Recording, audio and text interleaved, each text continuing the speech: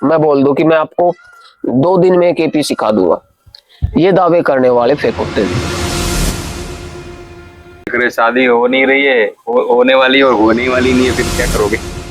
अक्सर एक लेमैन को, एक जो भी एस्ट्रोलॉजी नहीं जानता उसको राकेश के नाम से डराया जाता है, या तो राहु केतु शनि या फिर 6-8-12 के नाम से डराया जाता है। नहीं, वह 6-8-12 के नाम से नहीं डराते जी, उनको पता ही नहीं 6-8-12 क्या है। जी, काल सर्प दोष है, शनि की 7.5 है। फिर एक और कंसेप्ट आता है लोगों का, आपका तो गंडमूल में जन्म हुआ है, मूल शांति करानी पड़ेगी।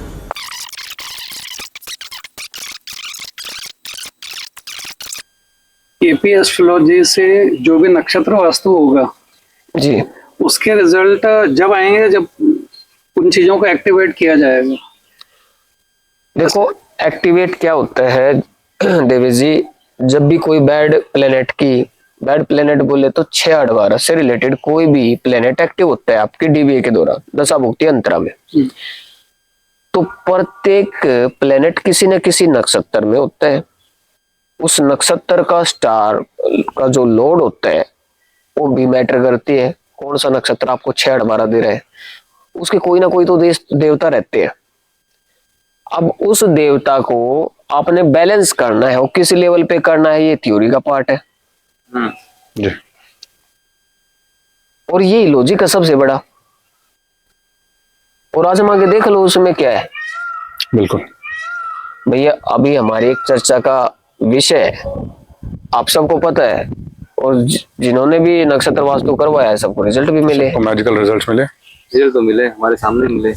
ठीक है, हमारे पास बहुत सारे रिव्यू हैं, हम औरों की तरह तो रिव्यू को डाल भी नहीं सकते यूट्यूब पे, इतनी कॉन्फिडेंशियल चीजें हैं उसके अंदर डाली भी नहीं जा पाती। और किसका चेहरा दिखाएंगे भाई हम सामने, सबकी प्राइवेसी है। तो अपना तो वही काम है कि जो फेक कर रहे हैं वो 500-600 रुपए में पकड़ के लेके आ रहे हैं रिव्यू दिलवाने के लिए। बिल्कुल, मतलब ऐसे और वो ऐसे बैठ जाए 600 रुपए में दिहाड़ी पे लेके आएंगे, एडवर्टाइज चलवाएंगे, उनसे रिव्यू दिलवाएंगे। अब रिव्यू देना ना देना मेरे स्टूडेंट पे डिपेंड करता है, अच्छा लगेगा तभी रिव्यू देगा, दिल से देगा। और वही रिव्यू मैं डाल देता हूँ, बहुत सारे रिव्यू मैंने डाले भी नहीं है। कुछ मेरे स्टूडेंट्स ने आज तक ये भी शिकायत की है कि हमने इतने दिल से रिव्यू दिए, गुरुजी आप उसको वायरल क्यों नहीं कर रहे? क्योंकि मैं भाई मार्केटिंग वाला बंदा नहीं हूँ, मेरे से उतना नहीं जी। और ये शायद मैजिक होगा, छुपी हुई चीजें जल्दी काम करती है। आपके हिसाब से कोई पर्सन जो फ्रेशर है वो कितने दिन में केपी सीख सकता है? वो केपी एस्ट्रोलॉजी सीखनी है तो इसका जो है कम से कम भी देखिए, अगर आपको बेसिक मैं बोल दूं कि मैं आपको 2 दिन में केपी सिखा दूंगा, ये दावे करने वाले फेक होते थे। मैं आपको दावा बिल्कुल नहीं झूठा करूंगा कि आपको 2 दिन में केपी सिखा दूंगा, नहीं, आज तक मैंने किसी को नहीं बोला जी। 1 महीने की क्लास हमारी रहती है। 1 महीना अगर आप डेली वाइज मेरे को देते हो, पूरे 30 दिन, 2-4 दिन की गैप जो हमारा रहता है, 25 दिन भी मोटा मोटी तौर पे आप लगा लो, मंडे टू फ्राइडे 24 दिन तो हो गए। तो 25 दिन के अंदर आपको बेसिक कंसेप्ट सब क्लियर हो जाएगा। बेसिक कंसेप्ट करने के बाद वो पर्सन एक्जेक्टली क्या कर सकता है अपने लिए और दूसरों के लिए?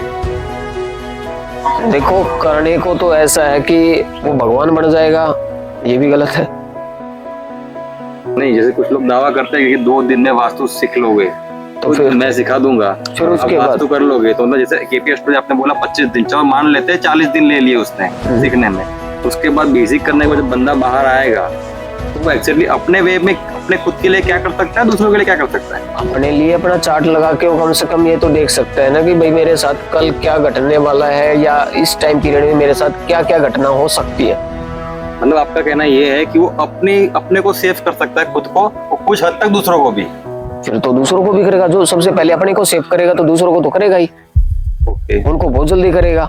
मतलब आप कहना चाहते हो कि आपका बेसिक के अलावा एडवांस भी कोर्स आपका चलता है? हाँ, एडवांस भी चलता है। एडवांस में फिर वही है ना, बेसिक कंसेप्ट क्लियर हो जाने के बाद एडवांस पार्ट में हम तभी लेके आते हैं स्टूडेंट को, तब उस लायक हो जाता है। ओके। अब तब तक उसके कुछ पल्ले ही नहीं पड़ेगा, तो हमें रिपीट अगेन अपने कोर्स में उसको उसी फीस के दौरान, चाहे उसको 6 महीने लगे, साल लगे, उसको बार बार रिपीट करवाएंगे हम, तब तक वो कंप्लीटली नहीं सीख जाता। ओके। अपना कोई ऐसा फिक्स टाइम नहीं है कि भाई कोई आया हमारे पास, उसने पैसे दिए हमारे को और हमने उसको चलता कर दिया 2 दिन में, ऐसा कोई नहीं है।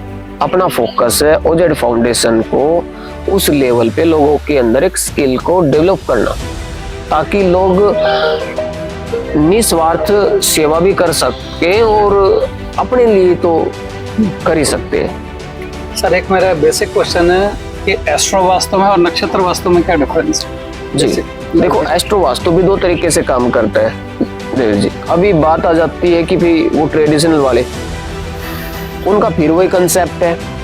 अब उनका कंसेप्ट आपको ऐसा लगेगा, कुछ लोगों को बुरा भी लग सकता है। बुरा इसलिए लग सकता है क्योंकि उन्होंने पढ़ाई वो है अब तक, और उनकी फीस वो सुनेंगे कि हमने इतने पैसे बर्बाद कर दिए, फिर वो वैसे परेशान हो जाएंगे। तो ट्रेडिशनल जो वास्तु है, एस्ट्रो वास्तु की जो आपने बात पूछी मेरे से, वो इस लेवल पे काम करता है। वो क्या करते हैं, जोडिएक साइन पे ही आके अटक जाते हैं। बिल्कुल, क्योंकि एक एक जोडिएक साइन के वो क्या करते हैं, 8th का लोड आपका किस जोडिएक साइन के अंदर प्लेस्ड है, जी वहां पे टॉयलेट WC आप बना सकते हो, या रिसर्च रूम बना सकते हो, या फिर आप कोई भी अंडरग्राउंड वाटर टैंक वहां पे बना सकते हो, या कुछ भी सेफ्टी टैंक वगैरह आप वहां पे बना सकते हो, ऐसा कुछ बता सकते हैं। लेकिन जोडिएक साइन से क्या ही लेना देना, क्योंकि जोडिएक साइन तो रिजल्ट देती ही नहीं है, मैटर तो वो होता ही नहीं है। फिर आता है पार्ट इससे नेक्स्ट लेवल का, जो हमारा एस्ट्रो वास्तु है। हमारा मीन्स श्री कृष्ण मूर्ति जी के आधार पे जो मैंने इसको लाइन किया है, वो है कि 8th हाउस का सब लोड किस हाउस में और किस नक्षत्र पे प्लेस्ड है, उसके देवता कौन से हैं, वो आपके लिए एक्चुअल में आप जाके खुद भी चेक करना, उसके वहां पे ऑटोमेटिकली तरीके उसका से सामान मिल जाएगा, उस तरह की एक्टिविटी मिल जाएगी, उस तरह की एक्टिविटी उसी देवता फील्ड पे मिल जाएगी। जी। ये हमारा एस्ट्रो वास्तु है। यानी आपका कहना है कि without KP astrology vastu is impossible. Impossible क्या, जब प्रेडिक्शन ही इम्पॉसिबल है, बिल्कुल, प्रेडिक्शन ही गलत है तो फिर रिजल्ट कहाँ से आना है? आगे तो हम जा ही नहीं सकते ना। रिजल्ट का तो मतलब ही नहीं बनता, रिजल्ट का तो प्रेडिक्शन पे ही नहीं आएगा। रिजल्ट का मतलब वो होता है अगर आप किसी को 95% तक भी प्रेडिक्ट करते हो, तो उसकी इंटेंसिटी कितनी है इवेंट को घटित होने के लिए, वो भी देखना पड़ेगा। सबसे बड़ा कंसेप्ट है केपी एस्ट्रोलॉजी का, टाइमिंग ऑफ इवेंट। फिर एक और पार्ट आता है, सबसे पहले देखना होता है कि भाई घटना घटेगी ये कि नहीं घटेगी। बिल्कुल, घटेगी तो कब घटेगी, पहले उसका प्रॉमिस चेक करेंगे और प्रॉमिस उसके चेक टाइम करेंगे, पे प्रॉमिस जाएंगे। लेंगे। अब प्रॉमिस होगा ही नहीं, आप देख रहे हो टाइमिंग ऑफ इवेंट, पहले प्रॉमिस तो होना चाहिए। जी, आप देख रहे हैं शादी हो नहीं रही है, होने वाली और होने वाली नहीं है, फिर क्या करोगे? वही हो गया, वही ना। 7th कस्प का जो सब लोड है, अगर वो मना कर रहा है शादी के लिए, तो भले ही 2, 7, 11 कितने चले हो, कोई प्लेनेट चलाओ, घटना घटेगी नहीं। घटेगी। फिर ये क्या करते हैं कुछ लोग, शुक्र की महादशा चली हुई है जी, या फिर जुपिटर का एस्पेक्ट आएगा चंद्र राशि से, ये 4th हाउस में आएगा, 5th हाउस में आएगा, तब जाके शादी होंगी। मतलब इनके अलग अलग फंडामेंटल्स हैं। मतलब रिजल्ट देख के अपना तरीका बदलना। ये देखो, एक ट्रेडिशनल एस्ट्रोलॉजी होती है ना, उसको भी बहुत अलग लेवल पे, पता नहीं किस किस लेवल पे इन लोगों ने बना दिया है। एक व्यक्ति तो यही बता रहा है कि आपको डेट ऑफ बर्थ देने की जरूरत ही नहीं है, आपके पास टाइम नहीं है, बर्थ टाइम नहीं है, तो मैं आपकी कुंडली से ऐसा भविष्य बता दूंगा। कैसे बता देगा? तो हजारों लोग पैदा हुए होंगे। हाँ, मैजिशियन मैन है फिर वो, पूछ के आया हो डायरेक्ट। यानी या तो वो बेवकूफ है, लोगों को बेवकूफ समझ रहा है। मतलब उसकी बुद्धि में कचरा भरा हुआ ना, वो समझता है कि भी तेरे की तरह सब बेवकूफ है, उसको बहका दिया हुआ किसी ने। बिल्कुल, अब वो भी सोच रहा है कि भाई मैं भी बहका दूं औरों को। एक बेसिक क्वेश्चन है कि आजकल काफी लोग केपी पे चर्चा करने लगे हैं और साथ में नक्षत्र वास्तु पे भी चर्चा करने लग गए हैं। ठीक है, बहुत अच्छी बात है। सबसे पहले क्लैपिंग करिए। हमारी नक्षत्र वास्तु जो हमने स्टार्ट किया था 2012 मार्केट में आ गई है। मार्केट में खुल के आ गई। पर फिर भी जो ओरिजिनलिटी होती है वो जिसने जो क्रिएटर है उसी के पास रहेगी। ये ऊपर वाले की डिवाइन गिफ्ट है उसको, ये इसका श्रेय आपको जाता है गुरु जी। लेकिन इतना सब करने के बाद भी गलत पार्ट मीन्स एनर्जी शिफ्टिंग के बिना क्या ये रिजल्ट्स पॉसिबल है? नहीं, बिल्कुल भी नहीं, हो ही नहीं सकते। एनर्जी देखिए, मैंने एनर्जी शिफ्टिंग का गेम कैसे समझाया।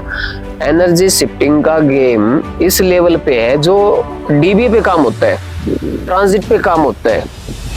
कोई एक प्लेनेट नहीं हम नहीं देखते वहां पे, स्क्रिप्ट पूरी बनती है, पूरा इवेंट चेक होता है, पूरा इवेंट चेक होता है। अनटेनेंटेड यूटी प्लेनेट, नो स्टार प्लेनेट लिया जाएगा, जो ऐसा वो प्लेनेट जो किसी का स्टार लोड ही ना हो, वो अपने रिजल्ट खुद के देगा, स्क्रिप्ट को उल्टा कर देगा। वो पॉसिबल है, वेरी गुड, पॉसिबल है।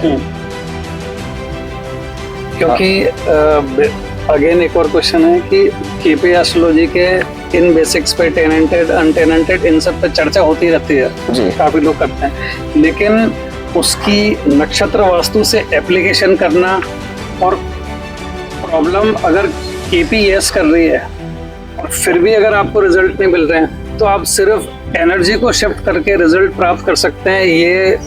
ये जो चीजें ये हर पर्सन नहीं कर सकते। जी देखिए देवेश जी, मैं आपकी एक बात का सबसे पहले ये रिप्लाई देना चाहता हूँ कि नक्षत्र वास्तु से सबसे पहली बात तो आप 50% अलग से प्रेडिक्शन दे सकते हो जो 100% एक्यूरेसी के साथ जाएगा। जी आज तक मेरा गया है, लाइव क्लासेस में भी आप लोगों ने देखा हो। जी ठीक है, जाता भी है एग्जैक्ट उसी स्थान पे ही वो चीजें क्यों मिली और मैं कैसे बता रहा हूँ उनको। जी मैं तो वही त्रिकालदर्शी नहीं हूँ, मैंने तो उसको चार्ट रीड करके उसके नक्षत्र के आधार पे ही तो उसको फाइंड आउट करके बताया कि आपका घर में कौन सा ऑब्जेक्ट किस डायरेक्शन में किस देवता फील्ड पे रखा हुआ है। सीधी सी बात है। हाँ जी, डिजायर्ड रिजल्ट प्राप्त किए जा सकते हैं। बिल्कुल किए जा सकते हैं। तो उस केस में अगर अनटेनेंटेड प्लैनेट ही गलत रिजल्ट दे रहा हो तो फिर नहीं होगा, किस्मत में नहीं है। मतलब यानी कि आपका कहना ये है कि केपी एस्ट्रोलॉजी मस्ट है अगर आपको आगे नक्षत्र वास्तु तक जाना है तो। बिल्कुल बिना उसके पॉसिबल ही नहीं है। बिल्कुल। और फिर मैं क्लियर कर देता हूँ कि एनर्जी शिफ्ट भी अगर उस परमपिता परमेश्वर ने आपके लेवल पे दी हुई है, आपका कार्मिक पैटर्न अगर कहीं ना कहीं अच्छा है तो आपको प्लेनेट अच्छे वाला भी मिलेगा, कहीं ना कहीं सोल्यूशन मिलेगा। अगर हमारा पैटर्न ही खराब होगा, पहले हुआ ही था, इस जन्म में और कर रहे हैं, फिर कौन सा प्लेनेट कैसे काम करेगा। तो इसलिए जो भी अभी एस्ट्रोलॉजी मार्केट में चल रही है, वेदर वैदिक है और वेदर केपी है, उसको अगर आप नक्षत्र वास्तु से अलाइन नहीं कर रहे हैं तो आपको डिजायर्ड रिजल्ट्स 100% नहीं मिल सकते। वो सिर्फ एक प्रेडिक्शन का पार्ट हो जाएगा, फिर रिजल्ट का नहीं मिलेगा। प्रेडिक्शन का भी कब तक, देखिए प्रेडिक्शन का भी मैं बता रहा हूँ, प्रेडिक्शन भी किस लेवल तक वो करा सकते हैं, नहीं हो सकता उस लेवल तक जैसे मार्केट में चला हुआ है। कॉपी कैट दुनिया है। अब नक्षत्र वास्तु तो टाइटल तो सब चुरा लेते हैं, लिख लो, उससे कोई फायदा तो नहीं है। किसी को पता ही नक्षत्र वास्तु को हम किस बेस पे करा रहे हैं। वो बेस किसी ने नवतारा पद्धति पे बना दिया। मेरी एक वीडियो काफी वायरल सी हो गई थी नवतारा पद्धति पे, मैंने उसमें बता रखा है। मैंने तो एंटरटेनमेंट के लिए वैसे बना दिया था कि भाई आएंगे लोग, थोड़ा सा समझेंगे, लेकिन वहां से थ्योरी स्टार्ट नहीं होती है। थ्योरी तो कहीं और से स्टार्ट होती है, केपी से स्टार्ट होती है।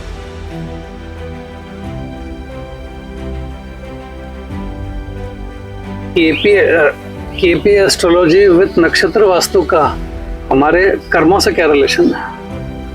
कर्मों से ये रिलेशन है, वेदर बताते हैं प्लेनेट जी, टेम्परेचर बताते हैं कि अगर आपको फीवर आया है तो कितने वो फ़ारेनहाइट तक आएगा आपको डिग्री सेल्सियस में टेम्परेचर को आप वो आप सकते हो थर्मामीटर।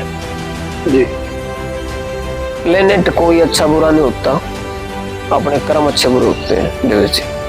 और इन अच्छे और बुरे कर्मों को मापने का एक ही पैमाना है, वो सब लोग, ये केपी एस्ट्रोलॉजी है।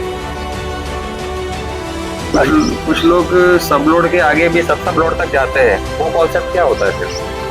वो कंसेप्ट ये होता है तो प्लेनेट सेम नक्षत्र और सेम सब लोड में आ जाए तो सब लोड तो बदलेंगे वहां पे। हाँ तो यहाँ पे आके केपी एस्ट्रोलॉजी बिल्कुल ट्विंस को भी अलग अलग कर देती है। ये मैटर होता है, पूरा चेंज हो गया, रिजल्ट ही चेंज हो गया। अक्सर एक लेमैन को, एक जो भी एस्ट्रोलॉजी नहीं जानता है, उसको राकेश के नाम से डराया जाता है, या तो राहु केतु शनि या फिर 6-8-12 के नाम से डराया जाता है। नहीं, वह 6-8-12 के नाम से नहीं डराते, जी उनको पता ही नहीं 6-8-12 क्या है। जी वो तो सिर्फ केपी वाला समझेगा, केपी वाला समझेगा 6-8-12, ओके। और उनसे डरना तो लाजमी है जी, बनता है, डरेंगे ही लोग। अब राकेश की बात आती है राहु केतु सैटर्न से। काल सर्प दोष है, शनि की 7.5 है। फिर एक और कंसेप्ट आता है लोगों का, आपका तो गंडमूल में जन्म हुआ है, मूल शांति करानी पड़ेगी। मतलब ये बहकी बहकी बातें लोगों की अजीब सी, आपको अजीब नहीं लगती?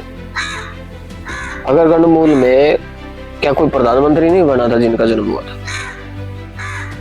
या जिनकी शनि की 7.5 थी, कोई मुख्यमंत्री नहीं बना था क्या? काफी सारे बने, आज भी बन रहे हैं और काफी पे चली हुई है, वो आज बहुत बड़े उद्योगपति भी है।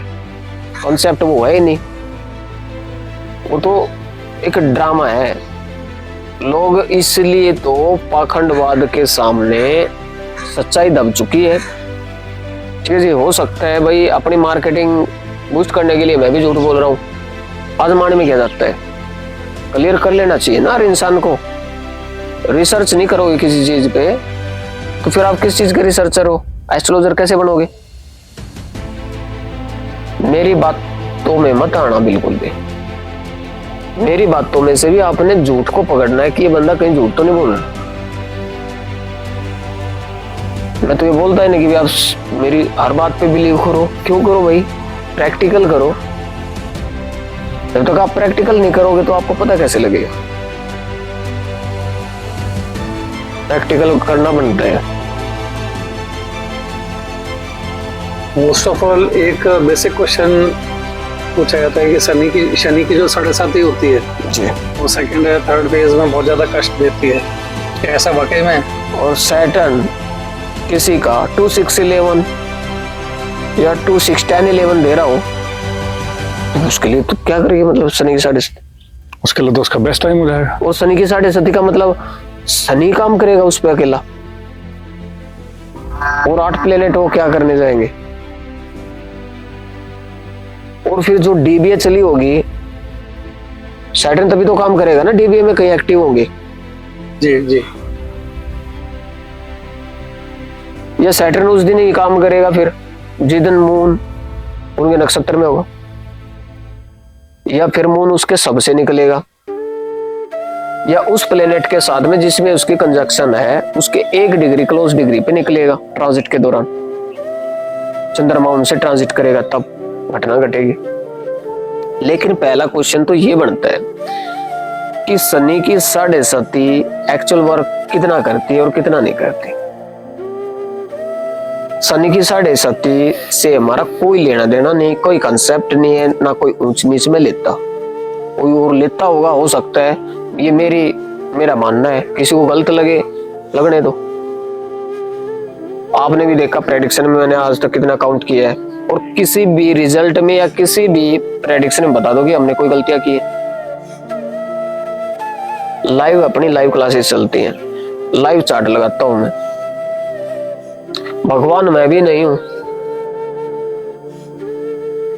ठीक है ना।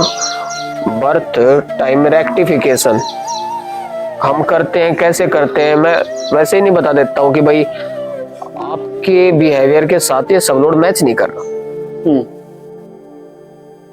तो मैं उस सब लोड को ही सेट कर देता हूं, लगन वाला जो सब लोड है। इसके एट्रीब्यूट इससे ज्यादा मिल रहे हैं जैसे ये समस्या बता रहे हैं। एक डॉक्टर का काम होता है डिजीज को एनालिसिस करके उसके रूट कॉज तक जाना। अगर उसके रूट को नहीं पकड़ेंगे तो सीधी सी बात है कि ट्रीटमेंट नहीं होगा, फिर तो वो एक्सपेरिमेंट हो गया। और एक्सपेरिमेंट ही करते रहेंगे तो किसी की जान भी जा सकती है। मेडिकल एस्ट्रोलॉजी क्या है? मेडिकल एस्ट्रोलॉजी में आप किसी भी अगर डॉक्टर हैं तो आप 6th हाउस से चेक कर सकते हैं इसको इन फ्यूचर कौन कौन सी डिजीज हो सकती हैं। 8th को पकड़ लो, 12 को पकड़ लो, हॉस्पिटलाइजेशन किसको लेकर हो सकता है। 8th हाउस कोई एक्सीडेंटल इशू तो नहीं है, होगा तो किस प्रकार का होगा, वेदर चेक करो उसका। लेकिन उसके बाद समस्या ये खड़ी हो जाती है कि क्या हम इसको बदल सकते हैं? तो कोशिश करने वालों की कभी हार नहीं होती।